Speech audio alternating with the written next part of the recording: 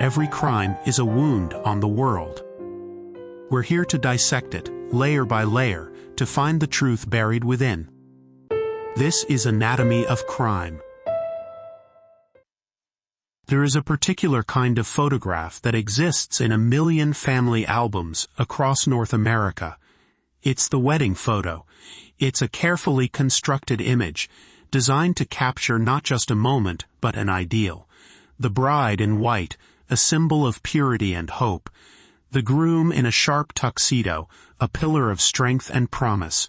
They smile, surrounded by family and friends, their faces radiating a joy that feels both profound and eternal. It is a portrait of a beginning, a testament to love, and the bright future it is supposed to build. In the suburban consciousness of the late 1980s and early 1990s, this image was the ultimate aspiration. It was the era of the yuppie dream, of meticulously manicured lawns, twatchar garages, and a pervasive sense of insulated safety. The world's dangers felt distant, things that happened elsewhere, in darker, rougher places. On June 29, 1991, in a picturesque church in Niagara-on-the-Lake, Ontario, this ideal was brought to life in stunning detail. The couple was impossibly good-looking, as if cast from a mold of societal perfection. He was Paul Bernardo, 26 years old, with styled blonde hair, a chiseled jaw, and a confident, almost cinematic smile. An upon-coming trainee at Price Waterhouse, he was the embodiment of ambition and charm. She was Karla Homolka, 21 years old, petite and blonde with wide, expressive eyes. A veterinary assistant who adored animals, she radiated a sweet girl-next-door accessibility. To everyone who saw them, they were Ken and Barbie, not as a cruel moniker, but as a genuine descriptor of their golden couple aesthetic. Their wedding video, a time capsule of the era's puffy sleeves and pastel colors, shows them riding in a white horse-drawn carriage, waving to well-wishers, living out a storybook fantasy. It was, by all appearances, the perfect day, the perfect union, the perfect start to a perfect life. But this photograph, this entire event, is a profound and stomach-turning lie. It is not a portrait of a beginning, but a monument to a depravity so absolute it defies easy comprehension. Because just 15 days before Paul Bernardo slipped a ring on Karla Homolka's finger, the dismembered remains of a 15-year-old girl named Leslie Mahaffey were found encased in blocks of concrete at the bottom of a nearby lake, and the storybook couple smiling for the camera were the ones who had put her there. They had abducted her, held her captive for a day in their pristine suburban home, tortured her, and then murdered her. The wedding was not a celebration of their future, but a grotesque punctuation mark in a spree of unimaginable violence. This was their secret, a secret they kept while they danced their first dance to You're the Inspiration by Chicago, while they cut their multi-tiered wedding cake, and while they accepted the warm congratulations of those who loved and trusted them. The case of Paul Bernardo and Karla Homolka is not merely a story of a serial killer and his accomplice. It is a story that attacks our fundamental understanding of good and evil, of coercion and culpability. It forces us to look at that smiling photograph and ask a terrifying question. How does this happen? How does a seemingly normal, loving couple become a symbiotic engine of torture and murder? Was she a terrified victim, a battered woman brainwashed into participating in her husband's monstrous acts, or was she something far more sinister, a willing partner who found in him the perfect outlet for a darkness that already resided within her? Today, on Anatomy of Crime, we dissect the anatomy of a sadistic partnership. We will explore the lethal synergy between a psychopath and his enabler, the psychological manipulation that blurred the lines between victim and accomplice, and the controversial legal deal that allowed one of them to almost walk away, leaving an entire nation to question the very nature of justice and the pretty faces evil can wear. To understand the partnership, we must first understand the two individuals who formed it. They did not spring into existence as monsters on the day they met. Their pathologies were cultivated over years in seemingly ordinary suburban landscapes. Paul Kenneth Bernardo, born in 1964, grew up in Scarborough, a sprawling aspirational suburb of Toronto. On the surface, his was a stable, middle-class upbringing. His father, Ken, was an accountant, his mother, Marilyn, a bookkeeper. He was intelligent, articulate, and by all accounts exceptionally charming. He developed an almost supernatural ability to mirror people, to reflect back to them what they wanted to see. To his friends, he was the charismatic leader, the one with the car and the confident swagger.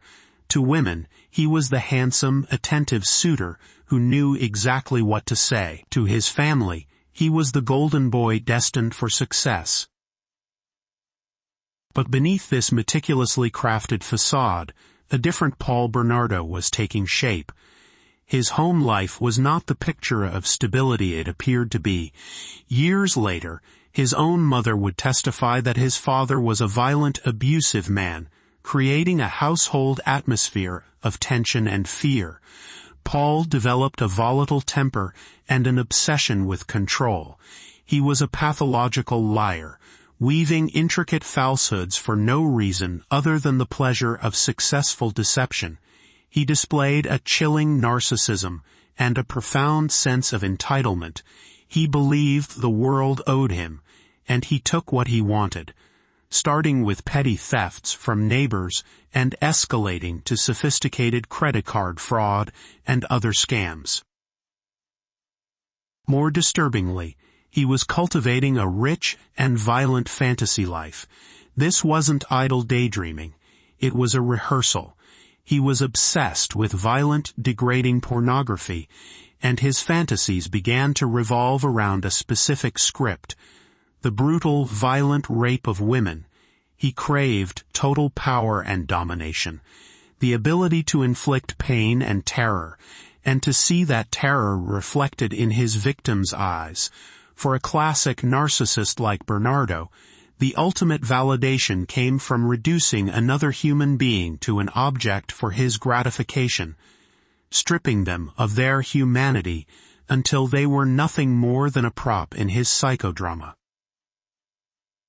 In the late 1980s, these rehearsals became reality. From 1987 to 1990, the eastern suburbs of Toronto were terrorized by a serial predator who became known as the Scarborough Rapist. This attacker was brazen and methodical. He stalked his victims, learning their routines. He would break into houses or apartments, often through a balcony door, and subdue the woman inside. His assaults were highly ritualized and lasted for hours. He was meticulously controlling, forcing his victims to bathe afterward to destroy evidence, and he was terrifyingly calm. He would engage them in conversation, asking about their lives, all while committing acts of unspeakable violence. This verbal violation was as much a part of his method as the physical assault.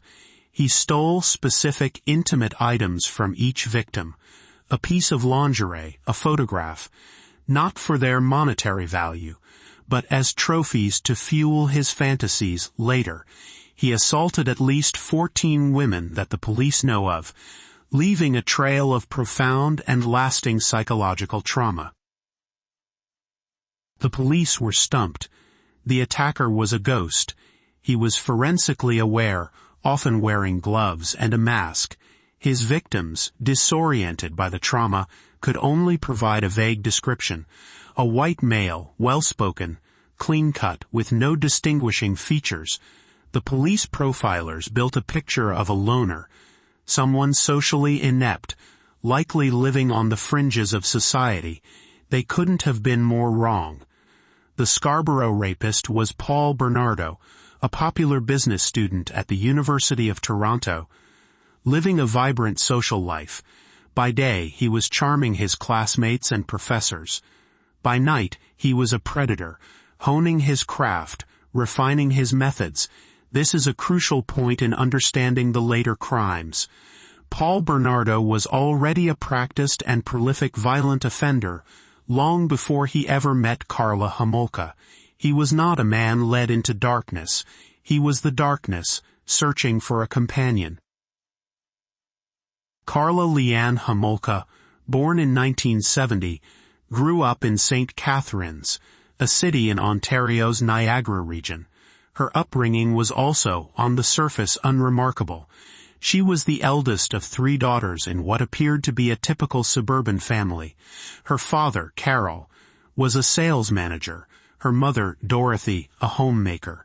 She was described by most as bright, bubbly, and incredibly eager to please. She lacked the overwhelming self-confidence of Paul Bernardo. Instead, she seemed to crave validation and acceptance, particularly from men. She worked as a veterinary assistant at the Thorold Animal Clinic, a job that squared with her public image as a kind, gentle, animal-loving young woman. But like Bernardo, there were hints of something else beneath the surface. Some who knew her described a manipulative streak, a tendency towards dishonesty, and a simmering resentment, particularly towards her beautiful younger sister, Tammy. Tammy was pretty, popular, and often seen as the family favorite. Karla, by contrast, sometimes felt overlooked. There were stories of a volatile temper that she mostly kept hidden, a flash of anger that was quickly suppressed. Psychologists would later debate her diagnosis for years. Was she a classic case of dependent personality disorder, making her pathologically susceptible to a dominant personality like Bernardo's? Or did she possess latent psychopathic traits herself? A shallow affect, a lack of empathy, and a chameleon-like ability to feign emotion. The prevailing narrative for a long time would cast her as the former, a lost, naive girl, desperate for love, who fell into the clutches of a monster. The truth, as it would turn out, was far more complex and far more chilling. They met in October of 1987 at a hotel convention in Toronto where he was working security. He was 23. She was a 17-year-old high school student. The attraction was immediate and intense. Bernardo, the practiced predator, zeroed in on her, deploying the full force of his charm. He was handsome, older, worldly. He told her she was the most beautiful girl he had ever seen. For Karla, who craved that kind of effusive, all-consuming attention, it was intoxicating. Their courtship was a whirlwind. He showered her with gifts and affection, presenting himself as the perfect, doting boyfriend. He fit in seamlessly with her family, charming Dorothy and Carol, and befriending her sisters, Tammy and Lori. He was everything they could have wanted for their daughter, ambitious, polite, and clearly devoted to her. But almost immediately, in the privacy of their relationship, Bernardo began to test her boundaries. The charming boyfriend gave way to a demanding and controlling partner. The first sign of physical violence came just months into their relationship, when he hit her with a flashlight, giving her a black eye she had to hide from her parents. This abuse would become a regular feature of their life together. Concurrently, he began to introduce his sexual proclivities, starting with requests for pornography and escalating to more explicit demands. He wanted to act out his rape fantasies, with Karla playing the role of the victim. This is where the anatomy of their partnership begins to form. Another woman might have fled. Another woman might have seen these as terrifying red flags. Karla did not. Instead, she participated. Whether she did so out of fear, a twisted form of love, a desire to please him, or because some part of her was genuinely aroused by the scenarios, is the central question of the entire case. Initially, she would claim it was all fear. He was physically abusive, she was a battered woman, and she did what she had to do to survive. But their private interactions, and later, the irrefutable evidence, suggest a more complicated dynamic. She didn't just passively submit, she actively engaged. She helped him script scenarios. She played her roles with an enthusiasm that went far beyond mere compliance. For Bernardo, this was the ultimate fantasy fulfilled. He hadn't just found a girlfriend, he had found a collaborator, someone who didn't just tolerate his darkness, but seemed to embrace it. He had found someone he could mold, but also someone who could contribute, someone who shared his profound lack of empathy. Their sadistic bond was cemented on Christmas Eve, 1990. The Homolka family was hosting a dinner at their home. It was a festive, happy occasion, filled with the sounds of a family celebrating the holiday. But Paul and Karla had a plan, a monstrous plan that they had been discussing and refining for weeks. The target was Karla's own 15-year-old sister, Tammy. Bernardo had fixated on her. He found her attractive, and the idea of defiling his girlfriend's virgin sister was an irresistible fantasy for him. Karla, perhaps driven by a toxic cocktail of sibling rivalry, a desperate need to please Paul, and her own emerging pathology, agreed to help. The plan was to drug Tammy so that Bernardo could rape her while she was unconscious. At the animal clinic where she worked, Karla procured veterinary anesthetics, including halothane, and had access to tranquilizers. At the family dinner, she and Paul prepared special drinks for her sister, lacing them with crushed Valium. As Tammy grew drowsy and disoriented, believing she had simply had too much to drink, Karla led her upstairs to her bed. Once Tammy was unconscious, Paul Bernardo entered the room and raped her. Karla assisted. She held the halothane-soaked rag over her sister's mouth and nose to keep her sedated. She held a flashlight. She was, by any definition, an active participant in the brutal assault on her own sister. And then something went wrong. Tammy, in her deeply sedated state, began to choke on her own vomit. She stopped breathing. Panic set in. They tried to perform CPR, frantically trying to reverse what they had done, but it was too late. Tammy Homolka was dead. They quickly transitioned from assault to cover-up. They cleaned up the room, disposed of the evidence, and concocted a story. They woke Karla's parents, feigning shock and horror, claiming they had found Tammy unresponsive. When the paramedics arrived, they saw a tragic scene. A young girl, dead in her bed, with her older sister and her sister's boyfriend weeping hysterically. The coroner, finding traces of alcohol in her system, and seeing no signs of foul play, ruled her death an accident, a tragic choking incident. The family grieved a terrible, inexplicable loss. Paul Bernardo was a pillar of support for the devastated Homolkas, comforting a grieving Dorothy and Carol. Karla played the part of the heartbroken sister perfectly. No one suspected the truth. No one could have possibly imagined it. The murder of Tammy Homolka was the point of no return. It was their foundational secret, a shared act of ultimate transgression that bound them together in a way nothing else could. They had gotten away with it, and in doing so, they learned a powerful lesson. Together, they could do anything. After Tammy's death, the couple moved into a pristine, newly built house at 57 Bayview Drive in Port Dalhousie, a suburb of St. Catharines. It was their dream home, with its distinctive pink siding and meticulously kept garden. It was the perfect stage set for the perfect couple. And it was here, inside this symbol of suburban tranquility, that their partnership would reach its most monstrous expression. Having crossed the ultimate line, their fantasies now demanded more. The scripted role-playing with Karla was no longer enough for Bernardo. He wanted a real victim. He wanted to relive the power and terror of the Scarborough rapes. But this time he wanted an audience. He wanted a partner. He wanted Karla by his side. Their first target was Leslie Erin Mahaffey. She was 15 years old, a grade 10 student from Burlington, described by her family as a vibrant, sometimes headstrong girl who loved rowing and had a passion for life.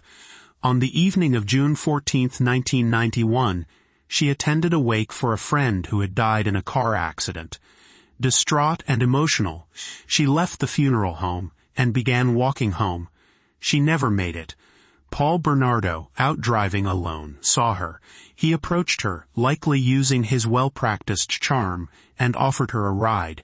He took her back to 57 Bayview Drive, where Karla was waiting. For the next 24 hours, Leslie Mahaffey was held captive in their home. She was systematically tortured and sexually assaulted by both Paul Bernardo and Karla Homolka. The details of her ordeal are profoundly disturbing, but what is most significant from a psychological perspective is Karla's documented role. This was not a woman cowering in a corner. According to later testimony and the evidence that would eventually surface, she was an active participant. She helped restrain Leslie. She took part in the sexual assaults, and crucially, they videotaped the entire ordeal. This was part of their ritual. For Bernardo, the tapes were trophies, a way to relive his ultimate fantasy. For the partnership, they were a script, a way to document and refine their shared project of sadism. At some point, they decided Leslie could not be allowed to live. They had taken off her braces with a pair of pliers to prevent her from being identified, a clear sign of forethought and a chillingly cruel act. They strangled her with an electrical cord. Their perfect crime now had a body. What followed was a grotesque and methodical cleanup. They took Leslie's body to the basement. Paul used a circular saw to dismember her. He then encased her limbs and torso in blocks of concrete he had prepared.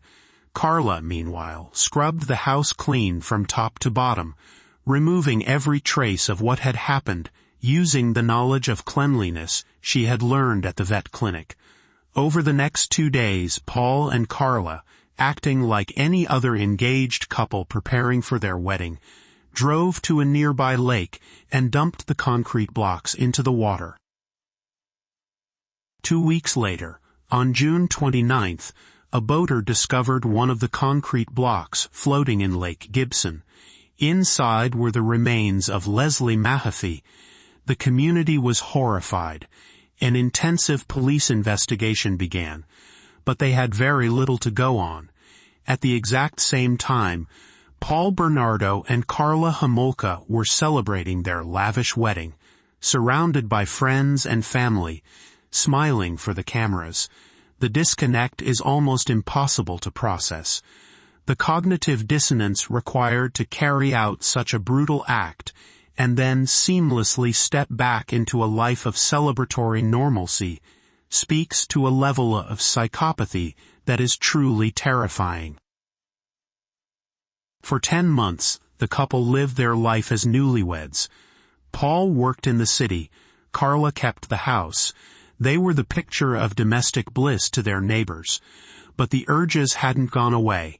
The tapes of Leslie Mahaffey's assault were viewed and reviewed, but the memory wasn't enough. They wanted to do it again. On April 16, 1992, 14-year-old Kristen Dawn French, a gifted student at Holy Cross Catholic Secondary School and a talented athlete, was walking home from school in St. Catharines. It was broad daylight. A beige car pulled up beside her. Karla Homolka was in the passenger seat. She feigned being lost, holding out a map and asking the teenager for directions. It was a disarming, brilliant tactic. A young woman in distress asking for help. a scenario designed to lower a young girl's guard. As Kristen leaned in to look at the map, Paul Bernardo, who had been hiding in the back seat, lunged forward, grabbed her, and pulled her into the car. He held a knife to her throat. The ordeal that followed was a horrifying echo of what had happened to Leslie Mahaffey, only this time it was longer and, if possible, more cruel. For 3 days, Kristen French was held captive in their home. She was brutalized, starved, and forced to drink alcohol. She was repeatedly raped by both Bernardo and Homolka, and once again the video camera was rolling. Through it all, Kristen showed remarkable courage. She pleaded for her life. She tried to reason with them. She told them about her family, appealing to a humanity that simply wasn't there. But she was not a person to them. She was an object. After 3 days, they killed her. Her body was found on April 30th in a ditch in a rural area of Burlington, Ontario. The discovery sent a shockwave of terror through southern Ontario. The police now knew they had a serial killer, or killers, on their hands. An enormous multi-jurisdictional task force was formed, called the Green Ribbon Task Force, named for the green ribbons the community wore in solidarity with the victims' families. The investigation was one of the largest in Canadian history. They were under immense public pressure. The task force, led by Inspector Vince Bevan, sifted through over 10,000 tips. They interviewed hundreds of potential suspects. They had DNA from the Scarborough rapist, and they had evidence from the Mahaffey and French crime scenes, but they could not connect them. They were hunting for a monster, a loner who lived in the shadows. They never suspected they were looking for a handsome, church-going, married couple living in a beautiful home on a quiet street. While the police investigation intensified, the perfect facade of the Ken and Barbie killers began to crack, not from external pressure, but from within. The violence that they had directed outward was also a feature of their own relationship. Paul Bernardo was a sadist in every aspect of his life. He regularly and brutally beat Karla. The beatings were severe, involving household objects and leaving her with visible injuries. He controlled her every move, isolated her from her friends, and subjected her to constant psychological abuse. For a time, it seems, Karla accepted this as part of their dark pact. But after the murder of Kristen French, something shifted. Perhaps the reality of what they had done finally began to penetrate her consciousness, or perhaps the abuse simply became too much to bear.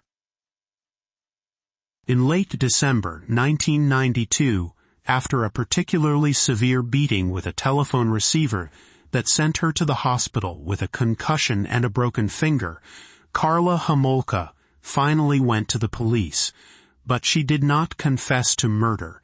She presented herself as a victim, a battered wife terrified of her monstrous husband. She told them a story that was a carefully curated mix of truth and lies. She admitted Paul was a violent man. She admitted he was abusive. She painted a picture of herself as a helpless pawn, forced by a sadistic monster to witness and participate in horrible things against her will. Her story was compelling. She was convincing, crying at all the right moments. And for the police, she was the breakthrough they had been desperately searching for. They had long suspected a connection between the murders and the Scarborough rapes. And Karla was the key. Paul Bernardo was arrested on February 17, 1993. Initially, the charges were for the Scarborough rapes and the assault on Karla. The murder investigation was still ongoing, and the evidence against him was largely circumstantial. They had a witness, but she was also a potential accomplice. This put the Crown prosecutors in an incredibly difficult position. They had Paul Bernardo, a man they were certain was a brutal killer, in custody. but they feared they didn't have enough evidence to convict him of the murders of Leslie Mahaffey and Kristen French. A conviction for the rapes was likely, but he could be out of prison in 10 years. The thought was unbearable. Their main witness was Karla Homolka, and her credibility was questionable. A skilled defense attorney could easily paint her as a liar, trying to save her own skin. They worried a jury might not believe her, and Bernardo could walk free. Faced with this terrible calculus, the Crown made a decision that would become one of the most infamous and controversial legal maneuvers in Canadian history. They offered Karla Homolka a deal. It came to be known as the Devil's Bargain.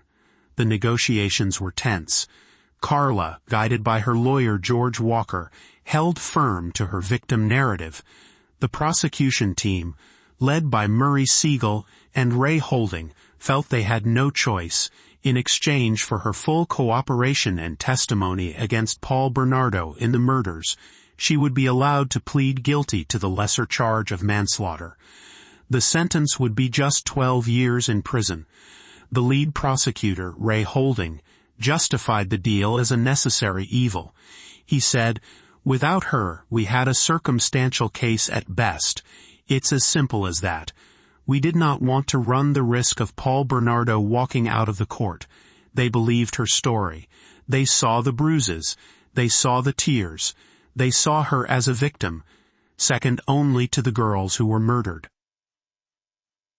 On July 6, 1993, Karla Homolka formally accepted the plea bargain. She provided a detailed 400-page statement implicating Bernardo as the sole murderer and mastermind, and herself as his terrified, unwilling puppet. With her testimony secured, the Crown felt confident they could put Bernardo away for life. The deal was done, the ink was dry, and then the truth came out. After Bernardo was arrested, his original lawyer had been dismissed and replaced by a new one, the formidable Toronto defense attorney John Rosen. Rosen was skeptical of the official narrative. He didn't believe Bernardo acted alone, and he certainly didn't believe Homolka was a mere victim. He instructed his team to conduct an exhaustive search of the couple's home at 57 Bayview Drive, a search far more thorough than the police's had been.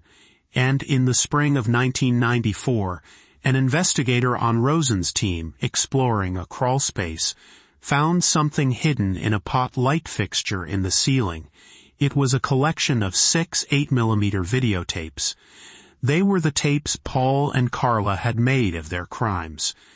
They documented, in graphic and horrifying detail, the abduction, torture, rape and psychological torment of Leslie Mahaffey, Kristen French, and even Karla's own sister, Tammy.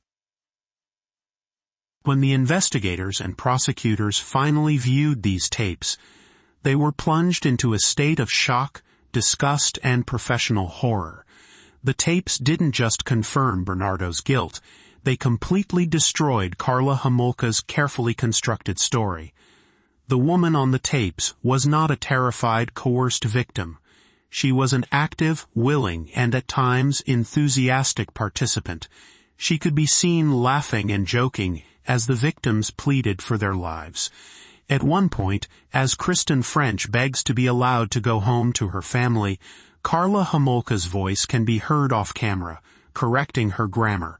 The tapes reveal the true sickening anatomy of their partnership. It wasn't a master and a slave. It was a team. They showed Karla adjusting the lighting for the camera, taunting the victims, and participating in the most depraved acts with a chilling casualness. The revelation was a catastrophe for the prosecution. They had made a deal with a monster, believing she was a victim. But the deal was legally binding. It had been signed and ratified by a judge. They could not go back on it. They were contractually obligated to give Karla Homolka a 12-year sentence for manslaughter, despite now possessing irrefutable proof that she was a sadistic murderer. A strict publication ban was placed on the contents of the tapes and the details of the plea bargain, meaning the Canadian public would not learn the full truth until after Bernardo's trial was over. The prosecutors had to proceed, knowing they had been utterly duped, and that a killer was about to receive a sentence that amounted to a mockery of justice. Paul Bernardo's trial began in May 1995. It was a media sensation. The courtroom in Toronto was packed every day. The victims' families sat in the front row, enduring unimaginable pain, as the details of their daughter's last days were laid bare. Karla Homolka was the star witness for the prosecution. For weeks, she sat on the stand and told her carefully rehearsed story of being a battered and terrified woman. She wept. She played the victim. Bernardo's lawyer, John Rosen, cross-examined her relentlessly for 11 days, trying to expose her lies. He confronted her with the inconsistencies in her story. He painted her as a manipulative participant who was now trying to save herself, but without the jury being able to see the videotapes, which were deemed too inflammatory and prejudicial to be shown in their entirety. Her performance was, for the most part, believable. However, the tapes were still the centerpiece of the trial. While the jury was spared the full horror, they were shown edited portions and heard detailed clinical testimony from investigators about what the videos contained. The evidence of Bernardo's guilt was simply overwhelming. The tapes showed him committing unspeakable acts. His own words, his own actions, condemned him completely. On September 1, 1995, the jury found Paul Bernardo guilty on all charges, including 2 counts of first-degree murder, 2 counts of kidnapping, 2 counts of unlawful confinement, and aggravated sexual assault. He was sentenced to life in prison with no possibility of parole for at least 25 years. He was also declared a dangerous offender, an additional designation that means he will likely never be released from prison. Justice, for him, had been served. But then, the publication ban was lifted. The Canadian public, which had followed the trial with rapt attention, was finally allowed to know the full story. Journalists who had seen the tapes published detailed descriptions of their contents. They revealed Karla's true role as an active participant, and they revealed the full infuriating details of the plea bargain. The reaction was an explosion of national outrage. People were staggered by the depravity revealed on the tapes, but they were equally incensed by the deal the government had made with Homolka. Cries of 12 years for 3 lives became a national slogan of protest. The justice system itself was put on trial. How could this have happened? There were calls for the prosecutors to resign, for the deal to be overturned. But legally nothing could be done. The devil's bargain stood. Karla Homolka served her sentence at the Joliet Institution for Women in Quebec. While inside, she earned a bachelor's degree in psychology. On July 4, 2005, after serving her full 12-year term, she was released. Her release was met with media frenzy and public condemnation. She changed her name to Leanne Teal, attempting to disappear into anonymity. But the infamy of her crimes has followed her. She has since married, had 3 children, and reportedly lived for a time in the Caribbean and in a small town in Quebec where her presence caused an uproar among local parents when it was discovered she was volunteering at their children's school. She is a free woman. The families of Kristen French and Leslie Mahaffey, and indeed her own family, were left to grapple with a system that had traded true justice for a guaranteed conviction. They felt betrayed, not just by the killers, but by the legal system that was supposed to protect them. The scars left on the national psyche were deep, leading to significant changes in how the police and Crown handle complex cases, particularly those involving multiple offenders and potential plea bargains. The story of Bernardo and Karla Homolka is a chilling exploration of human evil. It forces us to look beyond simplistic narratives and confront the uncomfortable complexities of criminal partnerships. So what in the end was the true anatomy of their relationship? Was it a case of folie à deux, a madness of two, where a dominant personality imposes his delusions on a more passive partner? This was the narrative Karla and her lawyers successfully sold to the Crown. It's a comforting explanation because it preserves a clear distinction between the monster and the victim. But the evidence, particularly the horrific videotapes, points to a much more disturbing conclusion. It suggests a meeting of compatible pathologies. Bernardo was an undeniable psychopath and a sexual sadist. He was the engine of their crimes, driven by his violent fantasies. But Karla Homolka was not merely a passenger. She was the ideal co-pilot. She possessed her own lack of empathy, her own manipulative tendencies, and a capacity for cruelty that may have laid dormant until she met him. He didn't create her darkness. He unlocked it. He gave her permission to be her worst self, and in turn, she validated his fantasies and helped him bring them to life with a chilling practicality and creativity of her own. They were a perfect, lethal match. Each amplified the other's depravity, creating a feedback loop of sadism that allowed them to commit acts that perhaps neither would have committed alone. He was the architect of their monstrous world, but she was a willing and eager inhabitant.